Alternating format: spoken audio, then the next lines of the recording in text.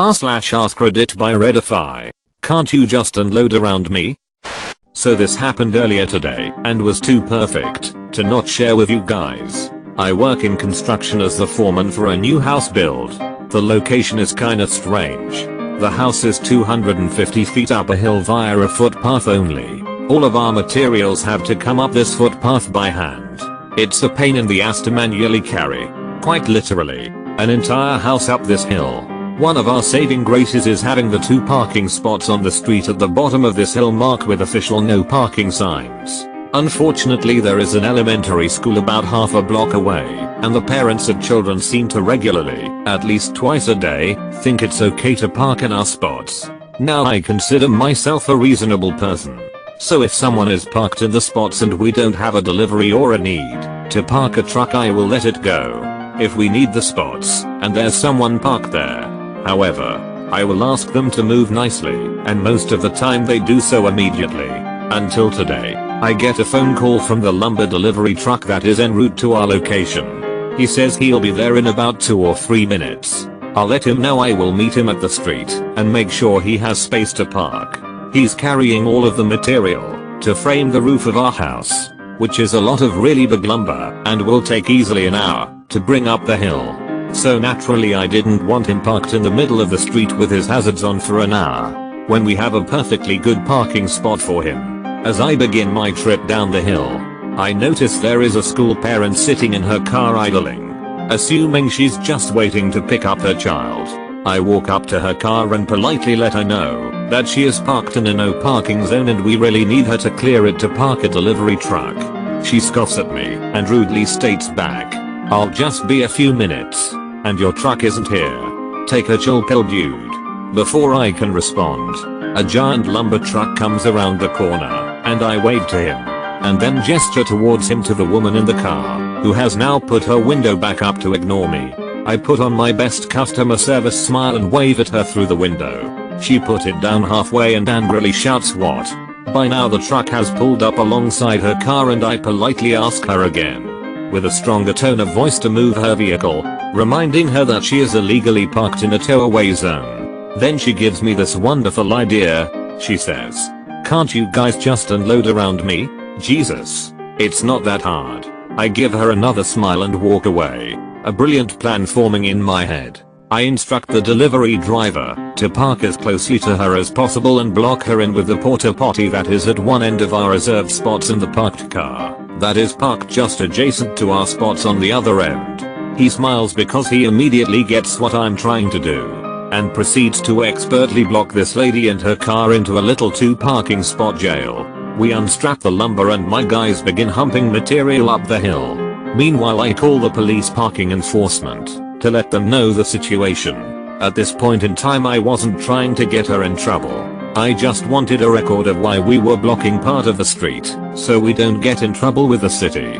The very friendly traffic officer lets me know that she can be there in about 30 minutes and deal with the situation for me. Wonderful. As we continue to unload lumber, the child of the parent shows up.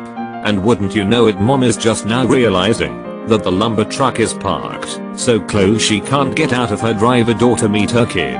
She awkwardly clambers across the inside of her car and stumbles out the passenger door, shooting glaring looks at me and the truck driver in the process. She loads her kid into the back and then begins to realize that she has no way of leaving.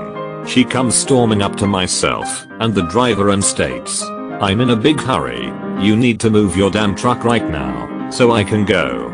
Before I can respond, the driver gets a grin on his face and says, "Ma'am, in order to unload the lumber on the truck we had to unstrap it. And per our company policy I'm not allowed to move the truck with any unsecured load on it. Sorry." This sends her into near aneurysm levels of blood pressure. Meanwhile I can barely contain my laughter. "Duck your policy, I have somewhere to be," she barks back at him. At this point, with impeccable convenient timing, the parking enforcement officer shows up and parks behind the truck. She doesn't see the officer arrive, and while the officer is still getting out of her vehicle I just casually say, "Can't you just pull out around it? It's not that hard." With the biggest hit-eating grin I've ever had, I watch as she realizes that I just used her line on her. "Duck you," she yells, and storms back to her car and angrily clambers back in through the passenger door and into the driver's seat. At this point the officer is walking up to myself and the driver.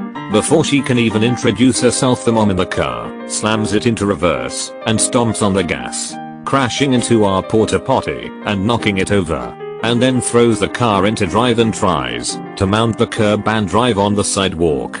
The officer, driver and I are staring in disbelief as she gets halfway over the curb and gets stuck. I can hear her screaming obscenities over the idling truck from inside her car.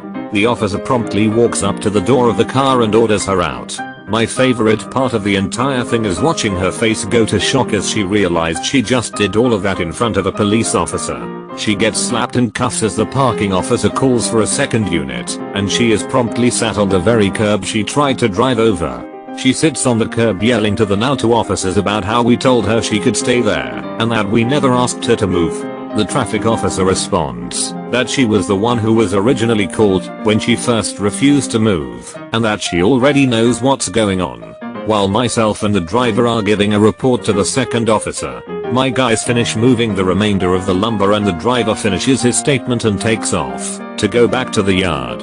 By the end of the ordeal she was arrested, charged with child endangerment. Her kid was in the back of the car the whole time, reckless driving, destruction of property, the porta potty, and driving on a suspended license. On top of all that she also got her car towed. The kid went home with his grandma and she went to spend some quality time in a cell. I never expected her to actually heed my advice to just pull out around it, but I think next time she'll probably think twice about parking in a tow-away zone if she ever gets a license again. TLDR, rude lady parks in construction site reserved parking, asks us to unload around her, so we park blocking her to do so, gets mad when she now has no way out, crashes into our porta potty and tries to mount the sidewalk, gets stuck, and be arrested by an officer who was on scene, and all with her child in the back seat. It is always so painful to read about people slowly making worse and worse decisions. Basically every step of the way she was able to acknowledge her bad decision and take her small retribution, but she kept making it worse and worse. Is it wrong for me not to be surprised at all that she had a suspended license?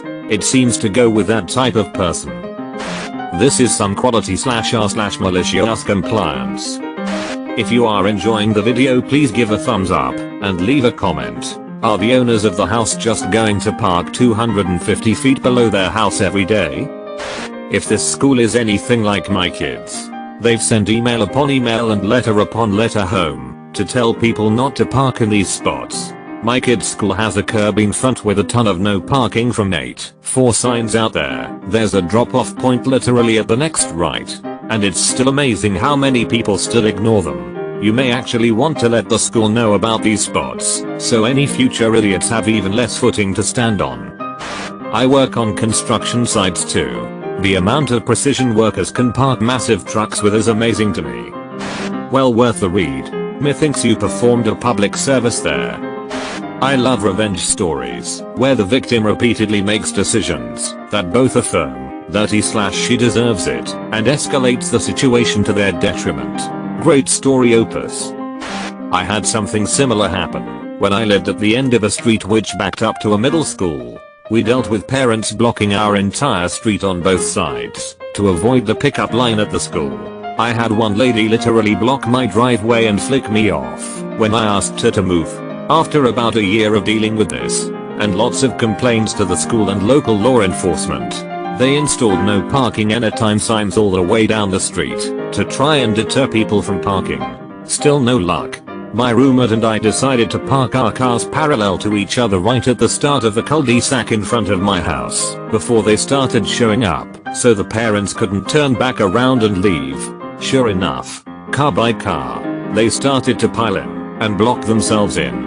We called the cops, which for once showed up in a timely manner, blocked the other end of the street, and started walking down issuing tickets. We moved our cars back into my driveway before they got there, sat on the front porch with it-eating grins, and drank some afternoon waters while these cops handed out tickets. Was the best day ever. Needless to say, they finally stopped picking their kids up on our street. Contractor here.